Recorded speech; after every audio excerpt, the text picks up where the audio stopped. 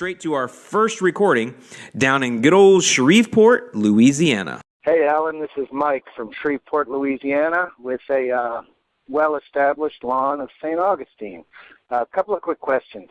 I love what you did putting different grass types in your yard. It inspired me.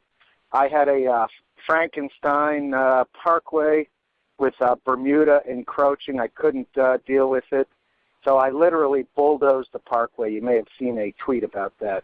Question, I'm putting some zoysia, crown zoysia in with composted soil and some Hydretain. Question one, should I put the Hydretain under the sod or apply it on top of the sod once the sod's installed?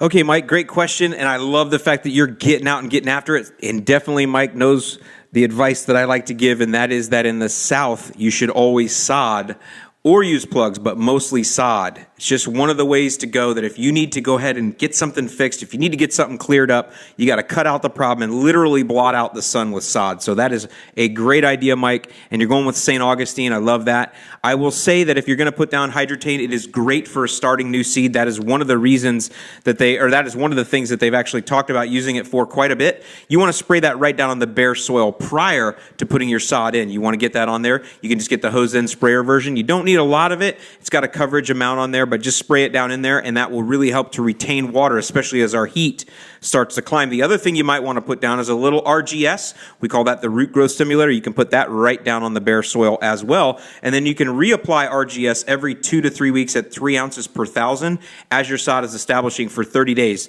As a rule, guys, and I've heard this directly from sod growers, sod or plugs, they do not need additional fertilizer for at least 30 days. In other words, your sod or your plugs will come with enough fertilizer in the soil that's with them to keep them fertilized for 30 days.